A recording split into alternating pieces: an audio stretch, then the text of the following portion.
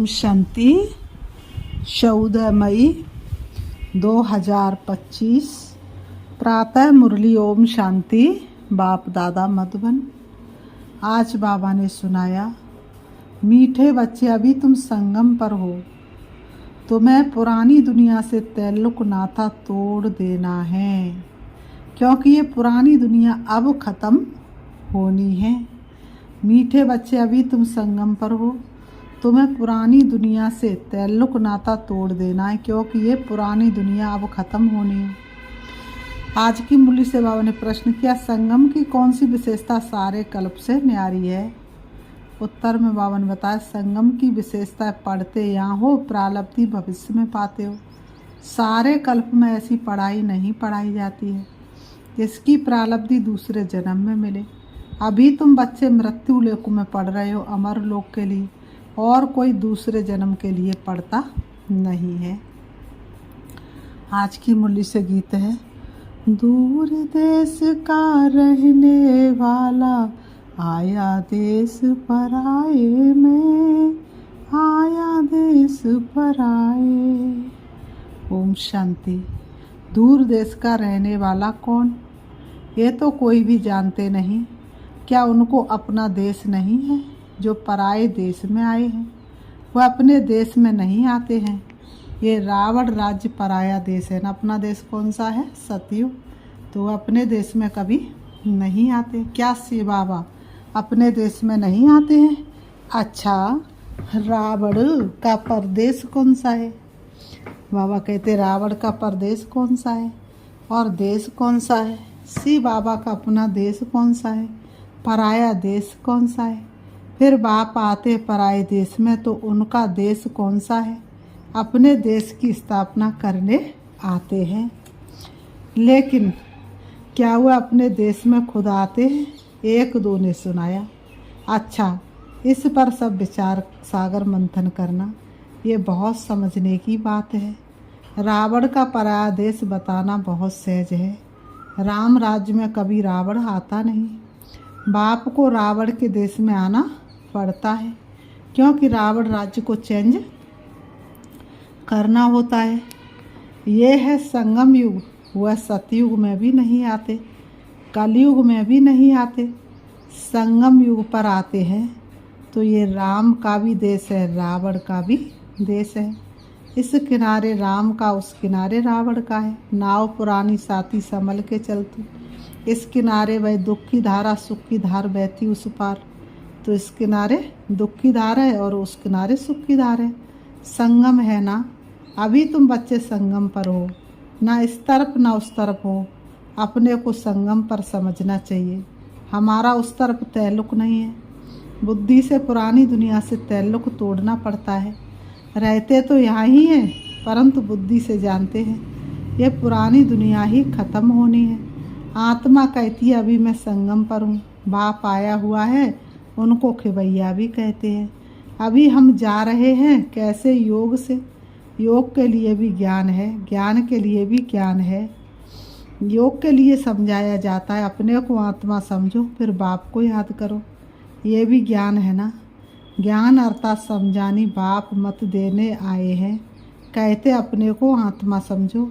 आत्मा ही 84 जन्म लेती है। बाप बच्चों को ही विस्तार से बैठ समझाते हैं। अभी ये रावण राज्य खत्म होना है। यहाँ है कर्म बंधन, वहाँ है कर्म संबंध। बंधन दुख का नाम है, संबंध सुख का नाम है। अब कर्म बंधन को तोड़ना है। बुद्धि में हम इस समय ब्राह्मण संबंध में है, फिर दैवी संबंध में जाएंगे। ब्राह्मण संबंध का ये एक ही जन्म है, फिर 8 और 12 जन्म दैवी संबंध में जाएंगे। बाबा ने कहा दैवी संबंध में होंगे। यह ज्ञान बुद्धि में है, इसलिए कलयुगी छींची कर्म बंधन से जैसे गिलानी करते हैं। इस दुनिया के कर्म बंधन में अभी रहना नहीं है। बुद्धि मिलती है, ये सब है आसुरी कर्म बंधन। हम भी गुप्त एक यात्रा पर हैं। हम भी एक गुप्त यात्रा पर हैं। ये बाप ने यात्रा सिखलाई है। फिर इस कर्म बंधन से न्यारे हो, हम कर्मातीत हो जाएंगे। ये कर्म बंधन अब टूटना ही है। हम बाप को याद करते हैं कि पवित्र वन चक्र को समझ चक्रवर्ती राजा बने। पढ़ रहे हैं, इस समय हम क्या कर रहे हैं? पढ़ाई पढ़ रहे हैं। फिर उनका एम ऑब्जेक्ट प्रालब्धि भी चाहिए ना। पढ़ाई पढ़ते तो पढ़ाई की क्या चाहिए? प्रालब्धि भी चाहिए ना। तुम जानते हो हमको पढ़ाने वाला कौन है? हमको पढ़ाने वाला कौन है? बेहद का बाप है, जो ब्रह्मा तन के द्वारा हमें पढ़ा रहे हैं। बेहद के बाप ने हमको 5000 वर्ष पहले पढ़ाया था। यह ड्रामा है ना। जिनको कल्प पहले पढ़ाया था उनको ही पढ़ाएंगे, आते रहेंगे, वृद्धि को पाते रहेंगे। सब तो सतयुग में नहीं आएंगे, बाकी सब जाएंगे वापस घर। इस पार है नरक, उस पार है स्वर्ग। उस पढ़ाई में तो समझते हैं हम यहाँ पढ़ते, फिर प्रालब्धि भी यहाँ पाएंगे। यहाँ हम पढ़ते हैं संगम युग पर, इनकी प्रालब्धि हमको नई दुनिया में मिलेगी। ये है नई बात। दुनिया में ऐसे कोई नहीं कहेंगे कि तुमको इसकी प्रालब्धि दूसरे जन्म में मिलेगी, इस जन्म में अगले जन्मों की प्रालब्धि पाना। ये सिर्फ इस संगम युग पर ही होता है। बाप भी आते ही संगम युग पर है। तुम पढ़ते हो पुरुषोत्तम बनने के लिए, एक ही बार भगवान ज्ञान सागर आकर पढ़ाते हैं नई दुनिया अमरपुरी के लिए। ये तो है कलयुग मृत्युलोक, हम पढ़ते हैं सतयुग के लिए, नरकवासी से स्वर्गवासी होने के लिए। ये है पराया देश, वह है अपना देश। उस देश अपने देश में बाप को आने की दरकार नहीं है, वह देश बच्चों के लिए ही है। वहाँ सतयुग में रावण का आना नहीं होता है, रावण गुम हो जाता है। फिर आएगा द्वापर युग में तो बाप भी गुम हो जाता है, रावण आता है तो बाप गुम हो जाता है। सतयुग में कोई भी उनको जानते नहीं तो याद भी क्यों करेंगे? सुख की प्रालब्धि पूरी होती है तो फिर रावण राज्य शुरू होता है। इनको पराया देश कहा जाता है। अभी तुम समझते हो हम संगम युग पर है, हमको रास्ता दिखलाने वाला बाप मिला है। बाकी सब क्या करते हैं? बाकी सब धक्के खाते रहते हैं। जो बहुत थके हुए होंगे, जिन्होंने कल्प पहले रास्ता लिया होगा, वह आते रहेंगे। तुम पंडे सबको रास्ता बताते हो। यह है रूहानी यात्रा का रास्ता, सीधा चले जाएंगे सुखधाम। तुम पंडे पांडव संप्रदाय हो, पांडव राज्य नहीं कहेंगे। राज्य न पांडवों को न कौरवों को है, दोनों को ताज नहीं है। भक्ति मार्ग में दोनों को ताज दे दिया है। अगर देवी दे कौरवों को लाइट का ताज नहीं देंगे। बाबा ने कहा अगर देवी तो कौरवों को लाइट का ताज नहीं देंगे, पांडवों को भी लाइट नहीं दे सकते, क्योंकि पुरुषार्थी है, चलते चलते गिर पड़ते हैं, तब किसको देवे? इसलिए यह सब निशानी विष्णु को दी है, क्योंकि वह पवित्र है। सतयुग में सब पवित्र संपूर्ण निर्विकारी होते हैं, पवित्रता की लाइट का ताज है। इस समय तो कोई पवित्र नहीं है। सन्यासी लोग कहलाते हैं कि हम पवित्र हैं, परंतु दुनिया तो पवित्र नहीं है ना। जन्म फिर भी बेकारी दुनिया में ही लेते हैं। यह है रावण की पतितपुरी। पावन राज्य सतयुग नई दुनिया को कहा जाता है। अब तुम बच्चों को बाप बागवान कांटों से फूल बनाते हैं। वह पतित पावन भी है, खेवैया भी है, बागवान भी है। बागवान आए हैं कांटों के जंगल में। तुम्हारा कमांडर तो एक ही है ना। बाबा कह रहे तुम्हारा कमांडर तो एक ही है। यादवों का कमांडर चीफ बाबा ने कहा शंकर को कहे। यूँ तो वह कोई विनाश कराते नहीं हैं, जब समय होता है तो लड़ाई लगती है। कहते शंकर की प्रेरणा से मूसल आदि बनाते हैं। बाबा ने कहा कहते शंकर की प्रेरणा से मूसल आदि बनते हैं। ये सब कहानियाँ बैठ बनाई हैं। बाबा ने कहा ये मनुष्यों ने क्या किया है? कहानियाँ बैठ करके बनाई हैं। पुरानी दुनिया ख़त्म तो ज़रूर होनी है। मकान पुराना होता है तो जब मकान पुराना होता है तो क्या होता है? गिर पड़ता है, मनुष्य मर जाते हैं।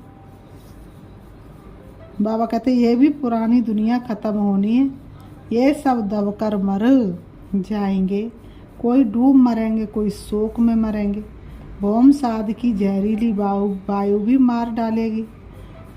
बच्चों की बुद्धि में है कि अभी विनाश होना ही है, हम उस पार जा रहे हैं। कलयुग पूरा हो, सतयुग की स्थापना जरूर होनी है। फिर आधा कल्प लड़ाई होती नहीं है। बाबा कह रहे फिर आधा कल्प लड़ाई होती नहीं। अभी बाप आए हैं पुरुषार्थ कराने, ये लास्ट चांस है। देरी की तो फिर अचानक ही मर जाएंगे। मौत सामने खड़ा है। अचानक बैठे बैठे मनुष्य मर जाते हैं। मरने के पहले तो याद की यात्रा करो। अभी तुम बच्चों को घर जाना, इसलिए बाप कहते बच्चे घर को याद करो। इससे अंत मतीसो गति हो जाएगी, घर चले जाएंगे। परंतु सिर्फ घर को याद करेंगे तो पाप विनाश नहीं होंगे। बाप को याद करेंगे तो पाप विनाश हो और तुम अपने घर चले जाएंगे। बाबा कहते इसलिए बाप को याद करते रहो। अपना चार्ट रखो तो मालूम पड़ेगा सारे दिन में हमने क्या किया। 5-6 वर्ष की आयु से लेकर अपनी लाइफ में क्या क्या किया वह भी याद रहता है। ऐसे भी नहीं सारा टाइम लिखना पड़ता है, ध्यान में रहता है। बगीचे में बैठ बाबा को याद किया। दुकान पर कोई ग्राहक नहीं है, हम याद में बैठे रहें। बाबा ने कहा दुकानदार है और कोई ग्राहक नहीं है तो बैठ जाओ बाबा की याद में। व्यर्थता होगी तो नहीं बैठ सकेंगे। अंदर में नोट रहेगा। अगर लिखने चाहते हो तो फिर डायरी रखनी पड़े। मूल बात है ये, हम तमो प्रधान से सतो प्रधान कैसे बने, पवित्र दुनिया के मालिक कैसे बने, पतित से पावन कैसे बने। बाप आकर ये नॉलेज देते हैं। ज्ञान का सागर बाप ही है। तुम अभी कहते बाबा हम आपके हैं, सदैव आपके ही है। सिर्फ भूल कर दे अभिमानी हो गए हैं। अभी आपने बताया है तो हम फिर देई अभिमानी बनते हैं। सतयुग में हम देई अभिमानी थे, खुशी से एक शरीर छोड़ दूसरा लेते थे। तो तुम बच्चों को ये सब धारणा कर फिर समझाने लायक बनना है तो बहुतों का कल्याण होगा। बाबा जानते ड्रामा अनुसार नंबरवार पुरुषार्थ अनुसार सर्विसेबल बन रहे हैं। अच्छा किसको झाड़ आदि नहीं समझा सकते हो, भला ये तो सहज है ना। किसको भी बोलो तुम अपने को आत्मा समझ बाप को याद करो, ये तो बिल्कुल कैसा है, सहज है। ये बाप ही कहते हैं मुझे याद करो तो विक्रम विनाश होंगे और कोई मनुष्य कह ना सके सिवाय तुम ब्राह्मणों के, और किसी को कहना आएगा ही नहीं। और कोई ना आत्मा को न परमात्मा बाप को जानते, ऐसे ही सिर्फ कह देंगे तो किसको तीर लगेगा नहीं। भगवान का रूप जानना पड़े। ये सब नाटक के एक्टर्स है। हर एक आत्मा शरीर के साथ एक्ट करती है। एक शरीर छोड़ दूसरा ले फिर पार्ट बजाती है। वह एक्टर्स कपड़े बदली कर भिन्न भिन्न पार्ट बजाते, तुम फिर शरीर बदलते हो। वो कोई मेल व फीमेल की ड्रेस पहनेंगे अल्पकाल के लिए, यहाँ मेल का चोला लिया तो सारी आयु मेल ही रहेंगे। वह हद के ड्रामा ये है बेहद का ड्रामा। पहली मुख्य बात है बाप कहते मुझे याद करो। योग अक्षर भी काम में नहीं लाओ, क्योंकि योग तो अनेक प्रकार के सीखते हैं। वह सब है भक्ति मार्ग। बाबा कहते अब बाप कहते मुझे याद करो और घर को याद करो तो तुम घर में चले जाएंगे। श्री बाबा इनमें आकर शिक्षा देते, बाप को याद करते करते तुम पावन बन जाएंगे। फिर बाबा ने कहा फिर पवित्र आत्मा उड़ेगी। जितनी जितनी पवित्रता धारण करेगी उतना हल्कापन महसूस होगा। कर्म बंधनों से मुक्त होती जाएगी, फिर आत्मा उड़ेगी। जितना जितना याद किया होगा सर्विस की होगी उतना वह ऊंच पद पाएंगे। याद में ही बहुत विघ्न पड़ते हैं। पावन नहीं बनेंगे तो फिर धर्मराजपुरी में सजाएं भी खानी पड़ेंगी, इज्जत भी जाएगी, पद भी भ्रष्ट होगा। पिछाड़ी में सब साक्षात्कार होंगे परंतु कुछ कर नहीं सकेंगे। साक्षात्कार कराएंगे, तुमको इतना समझाया फिर भी याद नहीं किया। पाप रह गए अब खाओ सजा। उस समय पढ़ाई का टाइम नहीं रहता है। अफसोस करेंगे हमने क्या किया, अफसोस करेंगे ये हमने क्या किया। नायक टाइम गवाया परंतु सजा तो खानी पड़े, कुछ हो थोड़ा ही सकेगा, नापास हुए तो हुए, फिर पढ़ने की बात नहीं। उस पढ़ाई में तो नापास हो फिर पढ़ते हैं, ये तो पढ़ाई ही पूरी हो जाएगी। उसमें तो फेल हो जाते तो दोबारा पढ़ सकते, लेकिन ये तो पढ़ाई पूरी हो जाएगी, इसमें तो दोबारा पढ़ने का कोई चांस ही नहीं रहेगा। अंत समय में पश्चाताप ना करना पड़े, बाबा कह रहे अंत समय में पश्चाताप ना करना पड़े, उसके लिए बाप राय देते हैं। बच्चे, बाबा राय देते हैं, बच्चे अच्छी रीति पढ़ लो, झरमुई झरमुई में अपना टाइम वेस्ट मत करो, नहीं तो बहुत पछताना पड़ेगा। माया बहुत उल्टे काम करा देती है, चोरी कभी नहीं की होगी तो वो भी कराएगी, पीछे स्मृति आएगी हमको तो माया ने धोखा दे दिया। पहले दिल में ख्याल आता है फलानी चीज़ उठाऊं, बुद्धि तो मिली है, ये राइट है व रॉन्ग है, ये चीज़ उठाऊं तो रॉन्ग होगा, नहीं उठाएंगे तो राइट होगा। अब क्या करना, पवित्र रहना तो अच्छा है ना, संग में आकर लूज नहीं होना चाहिए। हम भाई बहन हैं फिर भी नाम रूप में क्यों फंसे, देह अभिमान में नहीं आना है, परंतु माया बड़ी ज़बरदस्त है। माया रॉन्ग काम कराने के संकल्प लाती है। बाप कहते तुमको रॉन्ग काम करना नहीं है, लड़ाई चलती है फिर गिर पड़ते, फिर राइट बुद्धि आती नहीं। हमको राइट काम करना, अंधों की लाठी बनना, अच्छे से अच्छा काम ये है। शरीर निर्वाह के लिए समय तो है, रात को नींद भी करनी, आत्मा थक जाती तो फिर सो जाती है, शरीर भी सो जाता है, तो शरीर निर्वाह के लिए आराम करने के लिए टाइम तो है। बाकी समय मेरी सर्विस में लग जाओ। बाबा कहते याद का चार्ट रखो, लिखते भी है फिर चलते चलते फेल हो जाते हैं। बाप को याद नहीं करते, सर्विस नहीं करते तो रॉन्ग काम होता रहता है। फिर बाबा कहते अच्छा मीठे मीठे सिकीलते बच्चों प्रति माता पिता बाप दादा का याद प्यार और गुड मॉर्निंग। रूहानी बाप की रूहानी बच्चों को नमस्ते। हम रूहानी बच्चों की रूहानी बाप दादा को याद प्यार और नमस्ते नमस्ते नमस्ते। धारणा के लिए मुख्य सार नंबर 1, झरमुई झरमुई में अपना टाइम वेस्ट नहीं करना, माया कोई भी उल्टा काम ना कराए ये ध्यान रखना। संग दोष में आकर कभी लूज नहीं होना है, देह अभिमान में आकर किसी के नाम रूप में नहीं फंसना है। नंबर 2, घर की याद के साथ साथ बाप को भी याद करना है, घर की याद के साथ साथ बाप को भी याद करना है। याद के चार्ट की क्या करनी है, डायरी बनानी है, नोट करना है, नोट करना है हमने सारे दिन में क्या क्या किया, कितना समय बाप की याद में रहे। आज की मुरली से वरदान, नम्रता रूपी कवच द्वारा व्यर्थ के रावण को जलाने वाले सच्चे स्नेही सहयोगी भाव। नम्रता रूपी कवच द्वारा व्यर्थ के रावण को जलाने वाले सच्चे स्नेही सहयोगी भाव। स्पष्टीकरण, कोई कितना भी आपके संगठन में कमी ढूंढने की कोशिश करे लेकिन जरा भी संस्कार स्वभाव का टक्कर दिखाई न दे। अगर कोई गाली भी दे, इंसल्ट भी करे, आप सेंट बन जाओ। अगर कोई रॉन्ग भी करता तो आप राइट रहो। कोई टक्कर लेता तो भी आप उसे सीने का पानी दो। ये क्यों, क्या ऐसा क्यों, ऐसा क्यों, ये संकल्प करके आग पर तेल नहीं डालो। नम्रता का कवच पहनकर रहो, जहाँ नम्रता होगी वहाँ स्नेह और सहयोग भी अवश्य होगा। जहाँ नम्रता होगी वहाँ स्नेह और सहयोग भी अवश्य बनेगा, अवश्य होगा। आज की मुरली से बाबा ने स्लोगन दिया है, मेरेपन की अनेक हद की भावना एक मेरे बाबा में समा दो।